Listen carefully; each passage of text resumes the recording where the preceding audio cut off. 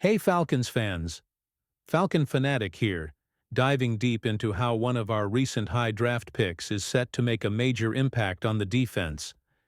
Get ready because we're talking about Rook Orhorhoro, the defensive lineman drafted in 2024, and how the team is clearing the path for him to step into a starting role. This move signals a shift on the defensive line, and we're breaking down exactly how Orhorhoro fits into the Falcons' plans under the new defensive coordinator. So, rewind a bit to the 2024 NFL Draft. While a lot of the national media noise was about the price paid for James Pierce Jr. in the 2025 Draft, the move to get Rook Orhorhoro in 2024 was also significant and came at a cost. General Manager Terry Fontenot traded up in the second round, sending picks 43 and 79 to the Arizona Cardinals to move up to pick 35 and select Orhorhoro from Clemson. That package also included getting pick 186 back, which was used on running back Jace McClellan.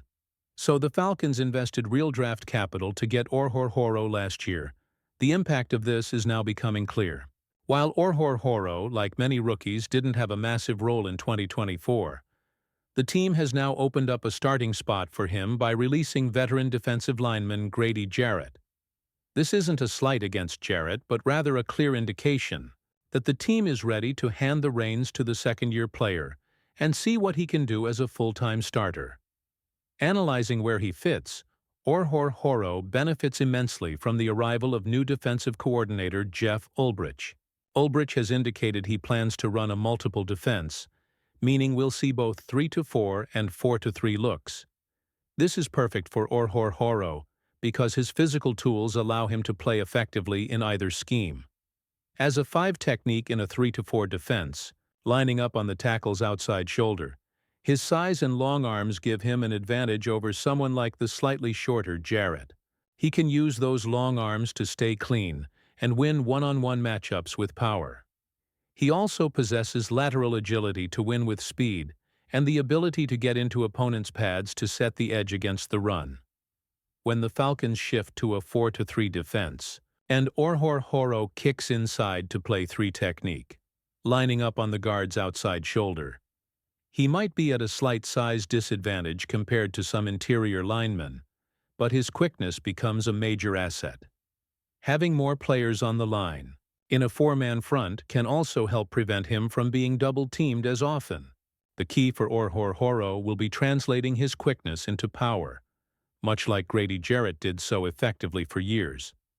Jarrett was great at getting into gaps, but he was also incredibly strong and could hold his ground against blockers. That's the next step in Orhorhoro's development, combining his quickness with the strength needed to be consistently disruptive against both the run and the pass. What does this project for the future? Rook Orhorhoro is expected to be a starter on the Falcons' defensive line in 2025, regardless of whether they are in a 3-4 or 4-3 alignment. In a 4-man front, he can pair with strong bodies like Morgan Fox or Zach Harrison to ensure the line has the necessary size against the run. In a 3-man front, his size allows him to set the edge and free up dynamic rushers like Caden Ellis, James Pierce Jr., Jalen Walker, and Divine Diablo to get to the quarterback or the ball carrier. His quickness will always be a factor in the pass rush. The hope is that Jeff Ulbrich's scheme will better utilize Orhorhoro's talents than the previous regime. From here, it's up to Rook to seize the opportunity and become the impactful player the Falcons envisioned when they traded up to get him. All right, Falcons fans, how excited are you to see Rook Orhorhoro step into a starting role this season? What are your expectations for him under Jeff Ulbrich? Let me know your thoughts in the comments below. If you're ready to see this young defensive line make some noise, hit that like button and make sure you subscribe to the channel for all the latest news and analysis on your Atlanta Falcons. Rise up, let's go Falcons! Hey Falcons fans! Falcon Fanatic here, diving back into the ongoing quarterback conversation that seems to be the biggest storyline of our offseason. Get ready because the speculation about Kirk Cousins' future is getting more clarity, and according To an ESPN insider, the Falcons are getting closer to a decision on their $30 million backup, and it looks like he might be staying put. This situation is complex, but the reasons behind it are starting to become clearer. So, the big question hanging over the Falcons this offseason has been about Kirk Cousins. After signing him to that massive $180 million contract and then drafting Michael Penix Jr., the future of the veteran QB has been uncertain. Cousins himself has reportedly made it known he'd prefer to be traded if he's not the starter. Despite that, the team hasn't made any progress on trading him. Now, ESPN's Don Graziano predicts that the tide is turning towards Cousins remaining with the team in 2025. The impact of this hinges on the team's initial investment and, as Graziano puts it again, stubbornness. The Falcons paid out $100 million in guaranteed cash to Cousins just 14 months ago. The idea of simply releasing him after a less-than-ideal 2024 season feels like a financial loss the front office is hesitant to accept. When they explored trades, they asked interested teams to take on a large chunk of his remaining $37.5 million guaranteed money, which wasn't appealing enough for other teams to offer significant assets in return.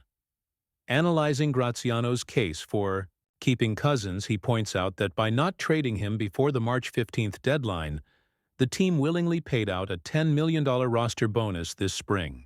This is part of the reason Graziano believes it's becoming increasingly clear that Cousins will be part of the Falcons' plan next season.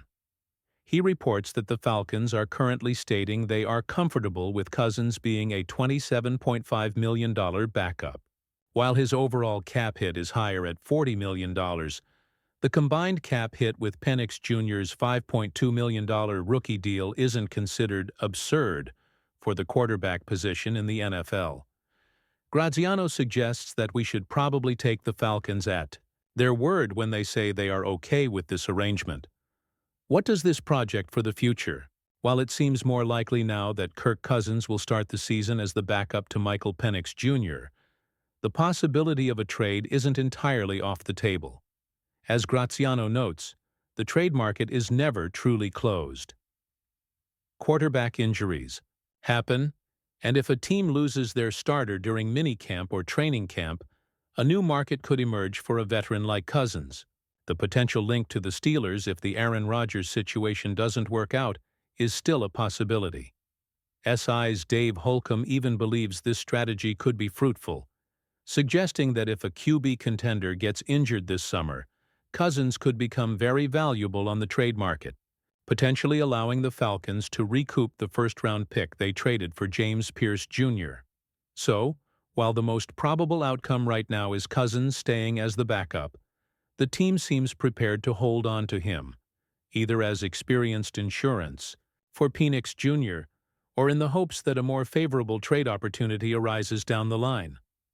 All right, Falcons fans, what do you think about the increasing likelihood of Kirk Cousins staying as the backup? Do you agree with Graziano's assessment? Let me know your thoughts and predictions in the comments below. If you're following this complex QB situation, hit that like button, and make sure you subscribe to the channel for all the latest news and analysis on your Atlanta Falcons. Rise up! Let's go Falcons!